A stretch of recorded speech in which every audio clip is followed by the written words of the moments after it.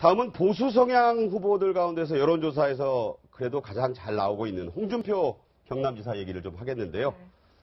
노무현 전 대통령을 향한 막말성 발언이 화제가 됐는데 안 하겠다고 했다가 공격을 멈추지 않고 있습니다. 직접 들어보시겠습니다. 뇌물로 시작해서 뇌물로 끝난 정권입니다.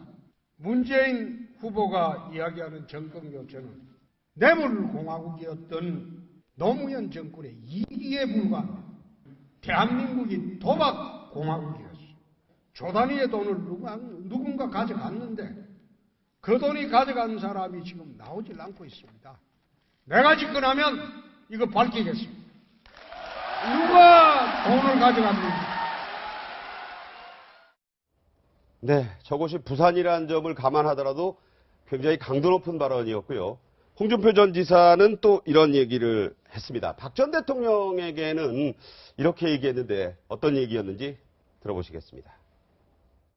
박근혜 대통령이 포토라인에 선 것은 지금까지 밝혀진 바에 문짓지 않느냐 그런 얘기가 있습니다. 예, 그러니까 이제 홍준표 지사 입장에서는 박근혜 전 대통령에 대한 동정표도 먹고 뭔가 이제 지금 자유한국당 내 비박 성향의 표도 먹고 꽝도 먹고 알도 먹고 해서 그걸 또 챙기고 또 바른정당과의 뭐 보수 단일화 그 더 나아가서의 뭐 국민의당과도 뭐 보수 중도 연대를 해서 아마 본인이 그 대표 선수로 문재인 전 대표와 1대1로 맞짱을 뜨는 이런 그 시나리오를 지금 구상하고 있는 게 분명해요. 여러 군데를 겨냥하는 거군요. 예, 그런데 이제 이런 식의 스탠스가 물론 이제 박근혜 전 대통령은 5 몇 벌 받은 것뿐이 없다. 근데 특검에서 이제 대통령 청와대 들어가신 다음에 이 옷 비용이 뭐 3억 8천인가 이렇게 밝혔잖아요. 네, 5 몇 벌은 아니죠. 5 몇 벌은 아니고요. 네, 그리고 네. 과거에 그 김대중 정부 때 보면요. 그 고위직들이 뭐 그 사모님들이 온로비 받았다고 온로비 특검까지 그때 벌어지고 했잖아요. 그렇죠. 그러니까 5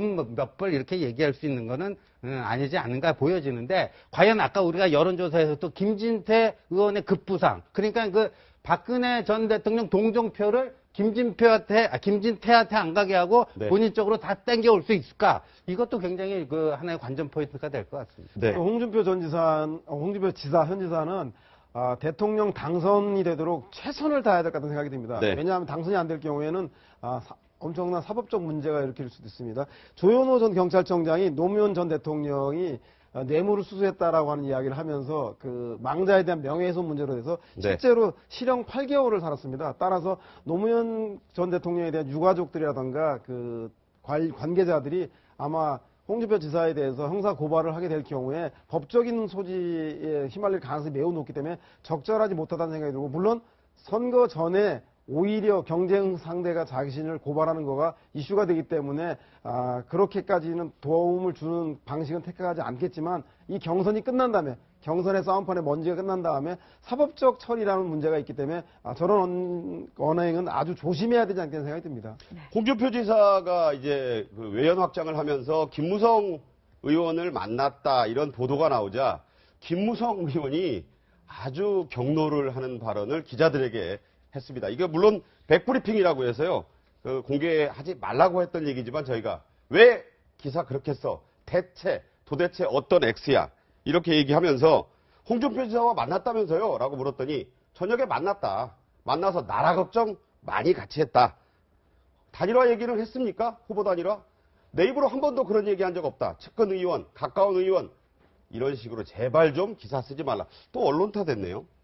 후보 단위로 이 얘기를 했겠죠. 왜냐, 그 후보 단위로 얘기 안 하려면 만날 이유가 있겠습니까? 더군다나 지금 바로 바른정당과 한국당이 지금 뭐 통합할 수 있는 그런 상황도 아니잖아요. 그런데 홍준표 지사는 굉장히 좀 약간 광폭으로 가는 것 같아요. 이제 첫 번째는 아까 말씀드린 것처럼 박근혜 전 대통령에 대해서 동정과 향수를 불러일으켜서 지금 강성 보수인 한 10% 초반에 네. 그걸 좀 얻고자 하는 거고요. 그 다음에 이제 문재인 전 대표에 계속 때리기를 하지 않습니까? 그것은 본선에 가기 위한 어떤 예비적 전략일 수도 있고 반문 연대에 있어서 어떤 본인의 어떤 존재감을 드러내기 위해서 의도적으로 계속 투트랙으로 계속 나가고 있다. 이렇게 볼 수 있을 것 같아요. 네.